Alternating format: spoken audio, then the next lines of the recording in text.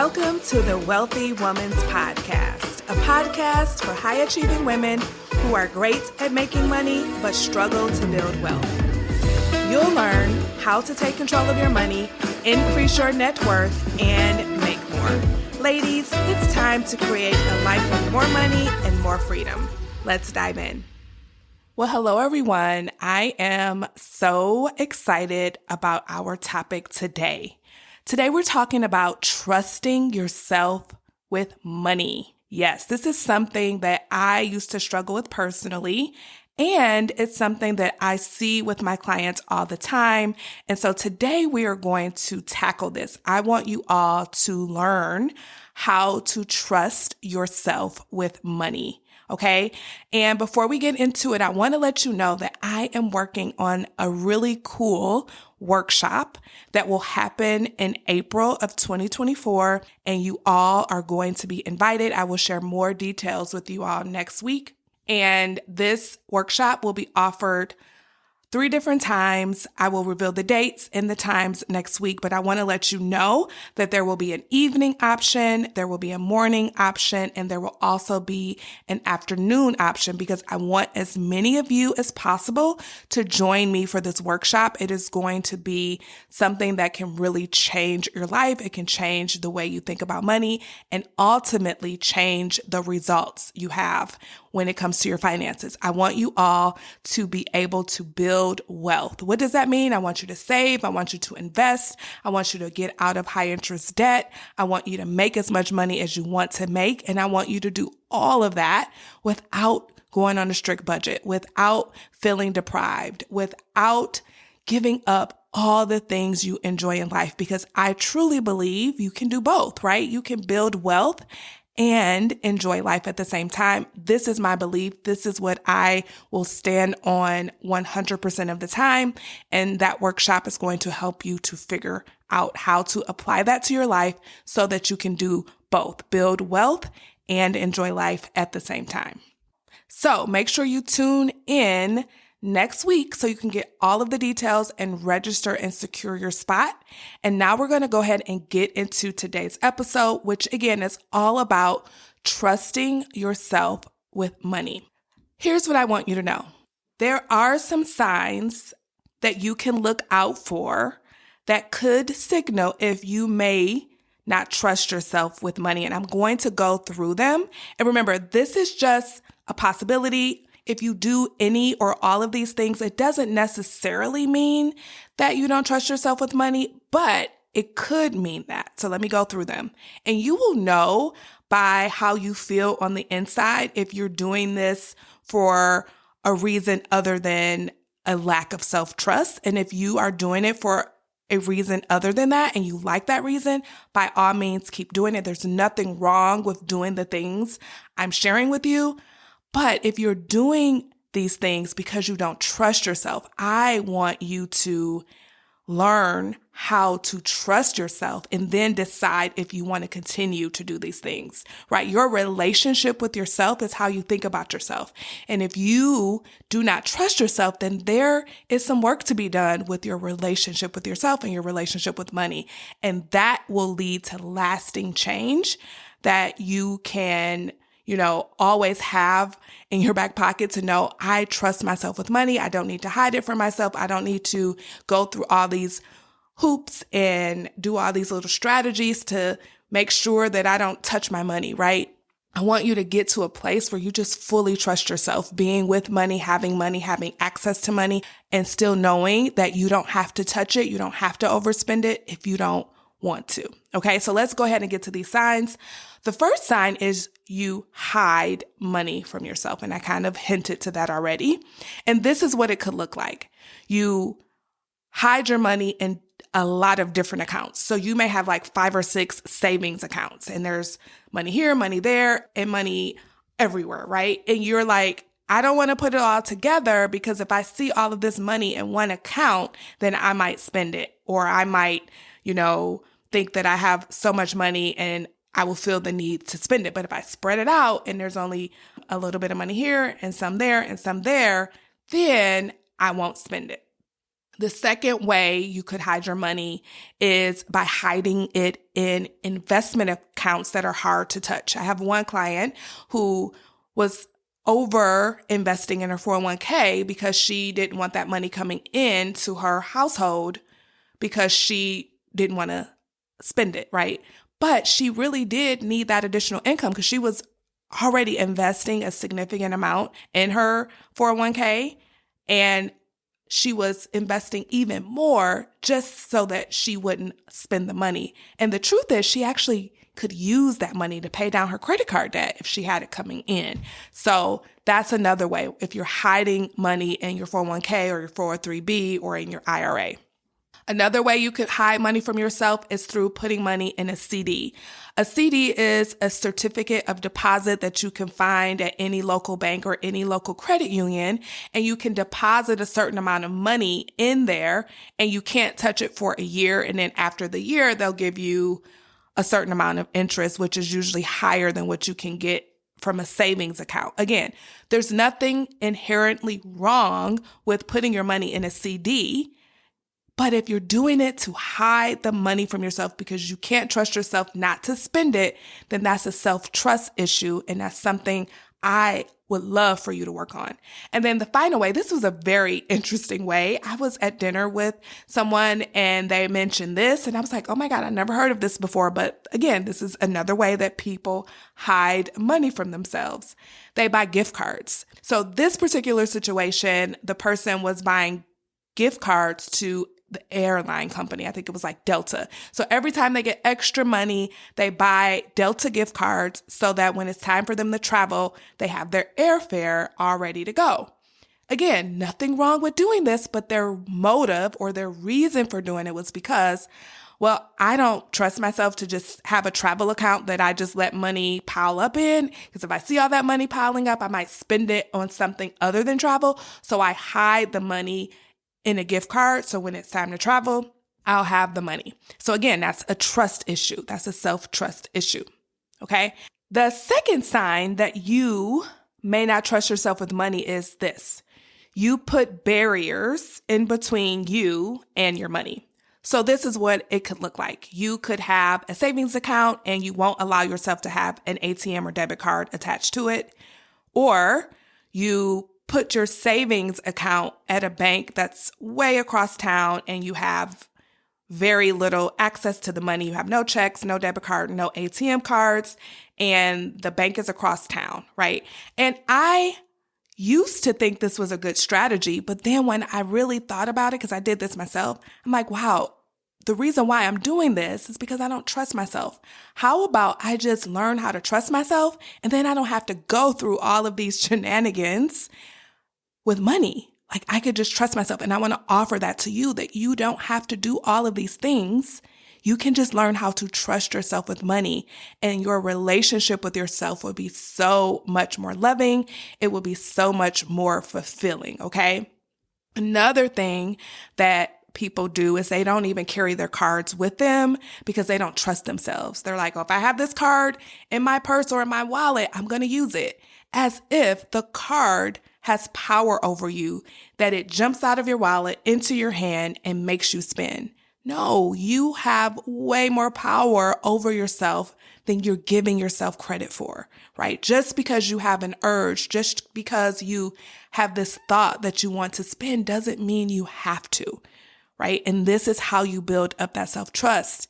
You allow yourself to carry your cards with you. You put the debit card in your wallet and you still don't use it unless you want to, right? Sometimes people will freeze their cards, they leave them at home, or they even cut them up. Another thing that people will do is remove their cards from Amazon. So if they ever need to buy something from Amazon, they have to go through the hassle of going to get their card out of their purse and inputting the number. And that's them, again, putting a barrier in between them and their money. And I totally have my card attached to my Amazon account, and I do not overspend on Amazon because at the end of the day, again, Amazon doesn't have power over me. I am an adult. I get to control my actions, and I've built up self-trust with myself that I know that I can have my card attached to Amazon, and I'm not going to overspend or overdo it.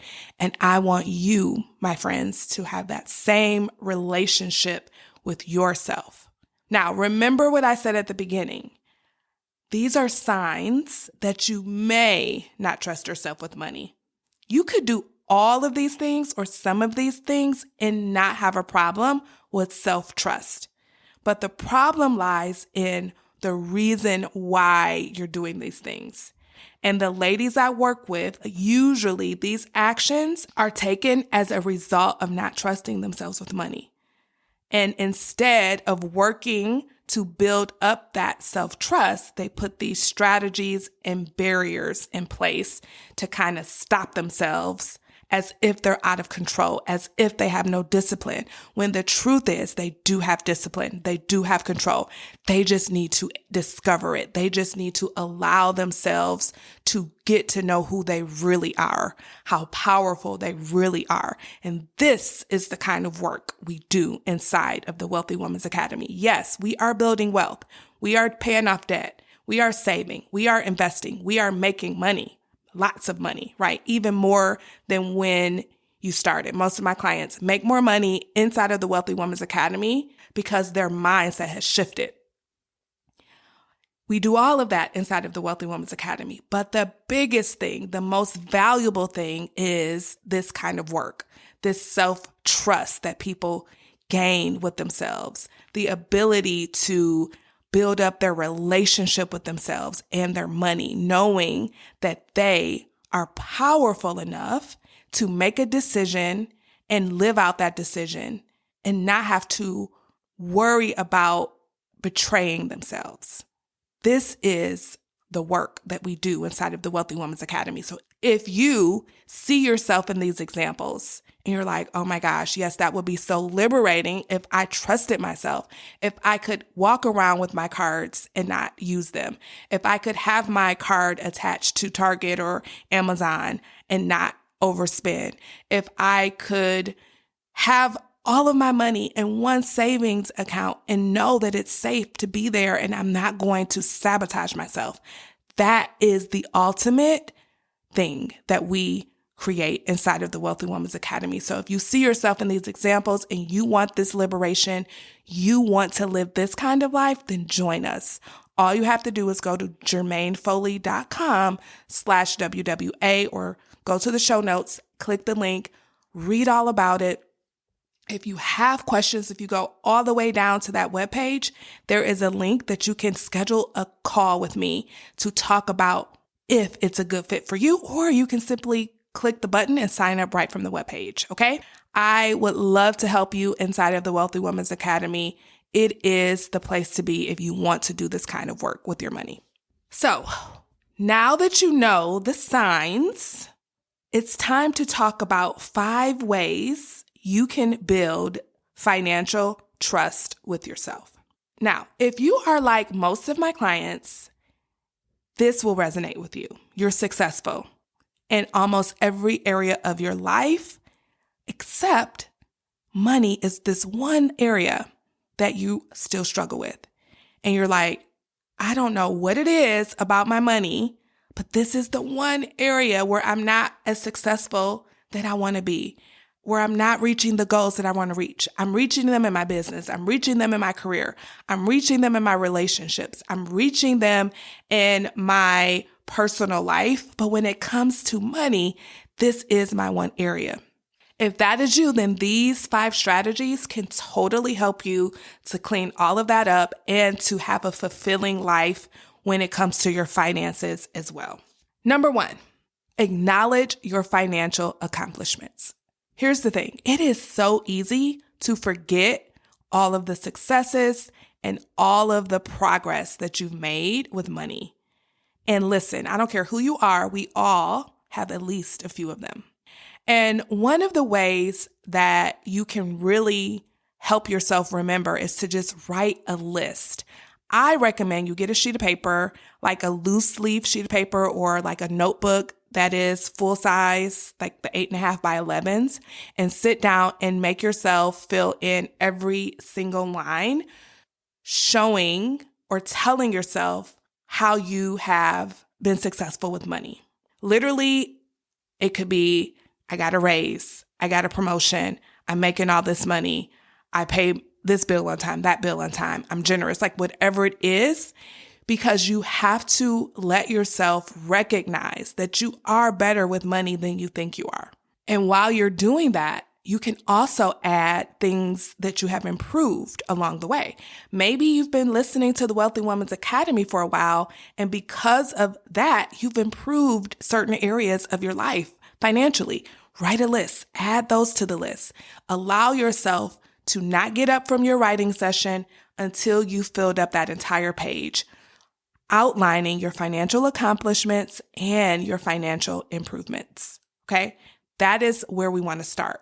Starting at a place where you start to recognize where you really are and making yourself come up with those positive aspects of your financial situation.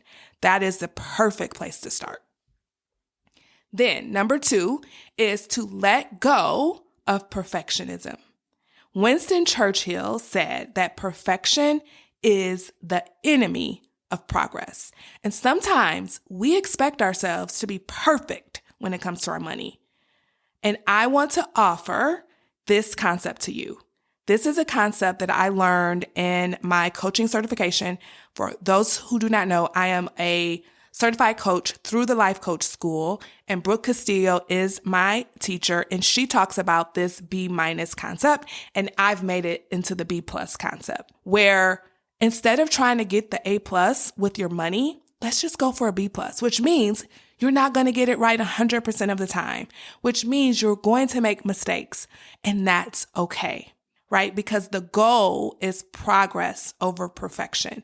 And so if you go into it like, okay, I'm going to build up self-trust with myself, and I don't have to be perfect to do that. I don't have to get it right all the time to build up that trust with myself. Yes, maybe I do start putting one of my cards in my wallet, and maybe for the entire month, I challenge myself. I'm going to carry this particular card in my wallet. And let's say there's 31 days in a month, and for 30 days, you do not use the card because you didn't want to. That was your plan. But one day you did. That's pretty darn good, right? You don't have to throw away those 30 days because you used the card one day, because you made a mistake one day. We're going to let go of perfectionism and embrace the B+ concept. I teach this to my clients all the time, and it is so liberating, because what if you just let go of the fact that you're perfect or that you're going to do it perfectly? Because guess what? Newsflash, you're not, and I don't. Even now, I don't do it perfectly all the time, right? I have a system in place that I love that really does help me to do it pretty darn good. And I teach you how to do this inside of the Wealthy Woman's Academy. This is a signature system that I created that's not a budget, that is not restrictive, that is very, very liberating. And this is a system that I use, but it's not always perfect. I don't always do it to the A+ perfection, right? I don't always do it right, but I do it right most of the time. And therefore, I get to make that progress. So we're embracing progress over perfection. Number 3, this is a huge one, you all. So listen up. If you are multitasking, this is the time to come back to me.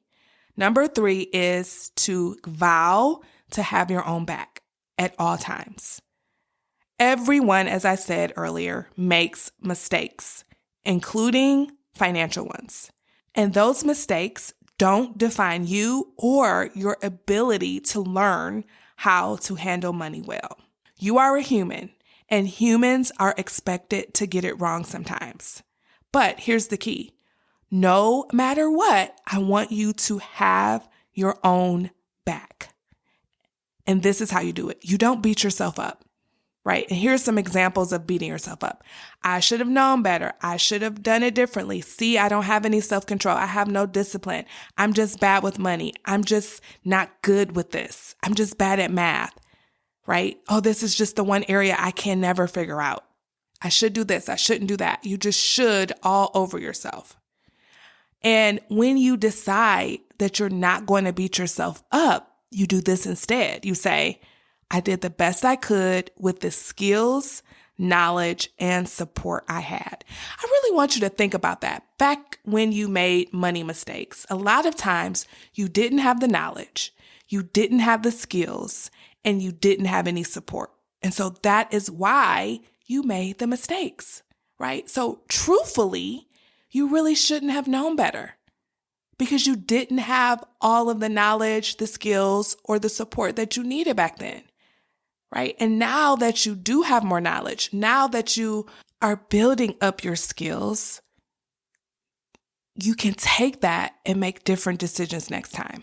You can move forward with curiosity and learn from the mistakes you made, right? Apply these learnings so that you can handle money differently moving forward. But beating yourself up is never the way to go. It actually hurts you. But if you decide to have compassion for yourself, to have your own back no matter what, even when you make a mistake, y'all, it's okay to have your own back. It's okay to get curious around why you made that mistake. It's okay to reflect and say, okay, next time I'm going to do it differently. This is how trust is built.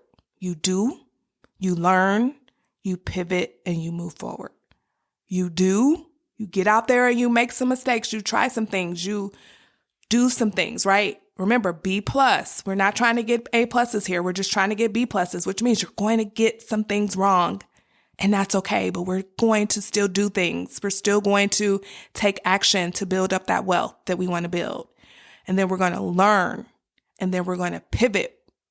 And then we're going to keep moving forward. This is how you build trust with yourself. Do, learn, pivot, move forward with compassion, self-love, and having your own back. Okay, so number 4 is to practice. This is the important part right here. And we alluded to this when we talked about doing, learning, pivoting, and then moving forward. But you have to commit to practicing. Building mastery over a specific financial skill can help you to regain and build trust in your ability to take care of your money. Practice. So to begin, here's what I suggest you do. If you are someone who resonates with the fact that you're really not trusting yourself with money, I want you to set a short-term goal with the intent that you will not quit, you will not give up until you achieve it. Short term. So this could be, for instance, I want you to think about a savings goal. Let's say you've never been able to save more than $500. Like you allow yourself to save $500, but anything above that, you spend it. Maybe it's $1,000. Figure out what your ceiling is. If it's $500, then I would love for you to set a goal to save another $500. So if it's at $500, you can set a goal that I want to save $1,000. If you're at $1,000, you can say, I want to allow myself to save $1,500. This is a very small goal and it's short term. The reason why we want it to be short term and kind of small is because I want you to get some psychological wins. When you have a psychological win, when you hit that goal of 500 to 1,000 or 1,000 to 1,500, your brain releases dopamine. And dopamine is that feel-good chemical in your brain, and it keeps you moving forward. So once you hit that first short-term goal, you can set another one, and you can keep hitting them. And every time you hit it, your dopamine is being released, and you're feeling good, and you want to keep going. You could also do this by unhiding money from yourself. So let's say if you don't want to do a savings goal, you can do I'm going to unhide money for myself goal, okay? Where maybe you allow yourself to connect your card to Amazon again, or you carry a debit card with you again, or you unhide money from your 401k. Maybe you're over putting money in your 401k and you could really use that money to meet your financial goals because you're actually getting your match and all that kind of stuff at work. Then you pull back a little bit, let some of that money come back into your household and learn how to actually do something good with that money. So if, let's say you were contributing an additional $500 to your 401k, and now that $500 is coming into your household, decide ahead of time, this $500, that extra $500 is going right to savings, or that extra $500 is paying extra on my debt. That $500 is doing this thing or that thing, whatever it is, something that is going to move you forward and closer to your financial goals. Now, when you do these things, here's what you're doing. You are gradually expanding your financial comfort zone. And so let's go back to the first example of you saving an additional $500 on top of whatever your ceiling has been in the past. So let's say you've only been able to have 500 and now your goal is to have 1,000. So before you set a new goal, say now that you're at 1,000, you want to go to 1,500. I simply want you to sit with that $1,000 and have it. Practice being the kind of woman who now has at least $1,000 saved at all times. Previously, you were the woman who had $500. Now, you've become the woman who learned how to save 1,000. But now I want you to become the woman that is comfortable having $1,000 at all time. This is no matter where you are. If you are the kind of person who has $10,000 and your goal is $20,000, but you just can't seem to break past that $10,000, then for you, let's go to $11,000, right? Wherever you are, if you do not have trust with yourself, this is what you can do to build up that trust. It doesn't matter the dollar amounts at all. What matters is the exercise. What matters is the practice. What matters is the skill building. Okay. And if you are using the unhiding your money from yourself strategy, then once you do it for 1 month, do it for another month, right? And once you feel like, okay, I am now the woman that can walk around with a card in her wallet and not use it. I'm the woman who can have her card attached to her Amazon account and not overspend. Once you are used to being her, then you can unhide another element of your money. And this is what you're doing. You are expanding your financial comfort zone when you do these things. If you really want to learn how to do this at a deeper level, go to episode number 41, which was titled, How to Expand Your Financial Comfort Zone in 4 Simple Steps. Right? The goal is to expand your financial comfort zone where you can have more money, where you can trust yourself with money and be in that place for a while. Then set another short-term goal, get there, be there for a while. So you don't have to jump from goal to goal to goal. I suggest you be with that goal, be with that accomplishment for a while, get comfortable there. Open up your account, look at that amount, like, yes, this is who I am now. I'm this woman. I'm no longer the other woman. I'm this woman. And then once you are comfortable there, once you're like, yes, this is who I am, it's uncomfortable to go anywhere below this amount. Now let's set another short-term goal. Do the same process, accomplish it, and then be with it. Okay, normalize it. Make it who you are. Okay, so finally, number 5 is to get support. Getting knowledge, listening to podcasts, reading books, watching YouTube videos, that's one thing, right? But actually applying all of the things you're learning to your life and taking action is another. And so if you find yourself consuming all of these episodes, reading all of the books, watching all of the YouTube videos, but you are not applying it to your life, you're not taking those action steps, then it might be time to get some support. With support, you're going to get guidance, you're going to get accountability, and you're going to get coaching. You're going to have someone in your corner to help you to keep moving forward no matter what, when you make mistakes, when you don't do it perfectly, and to remind you that you are powerful, that you do have what it takes to trust yourself with money, that you are in control, that you do have discipline. You just have to develop it. You just have to recognize it. And if that is what you want, if that is what you need, again, you are invited to join me inside of the Wealthy Woman's Academy. You can go to jermainefoley.com/WWA or go to the show notes. Why wait? Why put off doing this and applying these concepts to your life anymore, right? I know a lot of you are interested in the Wealthy Woman's Academy, but you're waiting. You're putting it off. And I want to offer that what you're putting off is your freedom, your liberation, your ability to trust yourself, your ability to feel powerful, your ability to change your life. Why put that off another day? All you have to do is say yes to yourself and commit to showing up for yourself. Inside of the Wealthy Woman's Academy, I show up for you 100%. And all you have to do is show up just as much, and we will create something beautiful together. Again, go to the show notes or jermainefoley.com/WWA to learn all about it. And you can sign up right from that webpage or scroll all the way down to the bottom and click schedule a call, and let's chat about you joining me inside of the Wealthy Woman's Academy.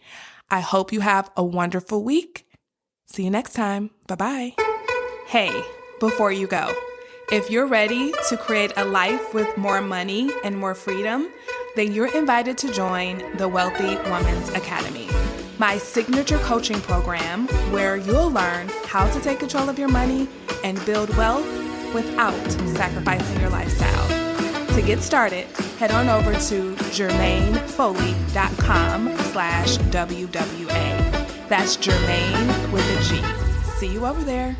Bye-bye.